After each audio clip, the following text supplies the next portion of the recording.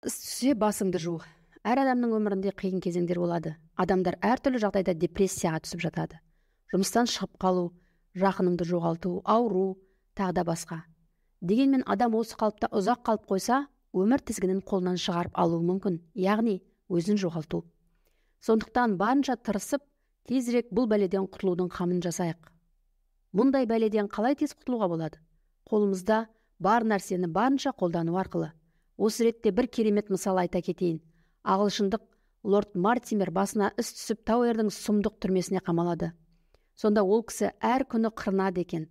Ол бритва орнына түрмеде жатқандарға рұқсат етілетін шағын ғана пышағын қолданған. Түрмедегі жағдай қандай болсын? Ішінде мұзы қалқыған тастай су мен әлгі пышағын қолданып, ауырсынғанына қарамай, әр күн сайын жуынып, қырынып отырған. Сабын болса да жоқ қой ол камерада. Ол байқұсты жанындағы камераласынан басқа ешкім көрмейді, айнасы да жоқ. Бірақ өзін өзі тастамау үшін қолында бармен қолынан келгенді жасады. Кейін тіпті ел басқарады. Жарайды, ол ағылшындықтар. Өз тарихымызда да мұндай мысалдар өте көп. Алаштық бабаларымыз ше, иманы саламат болғыр Ахмет Байтұрсынұлы көп кітабын түрмеде отырып жазды. Міржақып Дулатұлы адам 2 күнде жынданып кететін аядай ғана камерада айлар бойы отыр. Ол кісінің ақыл есіне аямай шабуыл жасалды. Есінен адастырып, жынды қылу үшін қуықтай тар жерге қамап, бақылаған, жынданып кетуін күткен. Ал оның аман сау қалпын сақтауға не көмектесті? Қолда барды қолданып, сананың құлауына қарсы тұру, күресу. Ол жай ғана камераны айналып жүгірген және өзіне берілген түрме нанынан шахмат фигураларын жасап ойнаған. Қабырғаға сызып есеп шығарған. Сырт келбетін қолда барымен күтіне алған. Сонымен тақырыпқа оралсақ, адамның сырт келбетінің ұқыптылығы өзін өзі сыйлау мен әлгі айта беретін самооценка, яғни өз құнын түсірмеудің кепілі.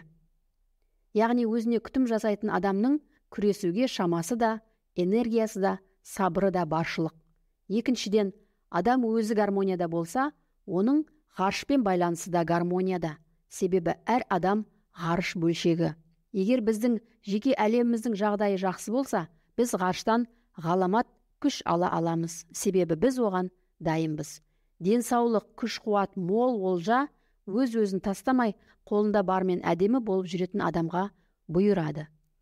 Соғыс уақытында барынша сырт келбетімен гигиенасын күтіне алғандар жеңілірек өткерген. Жаудан азат етілген аймақтарға сәл-сәл жеңілдегесін ең алдымен моншалар мен шаштараздар ашылған. Адамдар аш құрсақ, әлсіз бола тұра, ретін тауып моншаға да, шаштаразға да барып отырған. Гигиена үшін ғана емес, сынбау үшін. Қымбат салонға ақша жоқ па? Онда қолыңызда бармен ең алдымен өз-өзіңізді ретке келтіріңіз.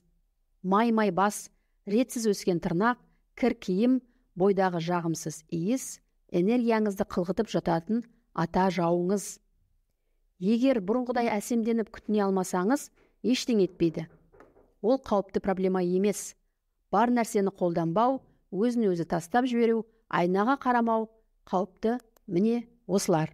Дәрігерлер де науқас өзіне барынша күтім жасаса, ол жақсы ырым дейді. Ондай адамдар қандай ауруды да тезірек жеңіп шығады. Себебі өзіңе күтім жасау өмірге құштарлық. Адам өмірге құштар болса, ғарыш пен гармонияда болады және бойыңызға қосымша күш-қуат молынан сіңеді. Қиын кезеңде сырт келбетімізді сақтау өте маңызды. Үйде немесе ауруханада жыртық кір киім кимеңіз. Бұлар жоқшылық пен ауру шақырады. Бас жуылып, шашыңыз таралып тұрсын. Таза әрі әдемі шаш біздің күшіміз. Салонға барып маникюр жасамасаңыз да, тырнағыңыз сүйкімді болсын.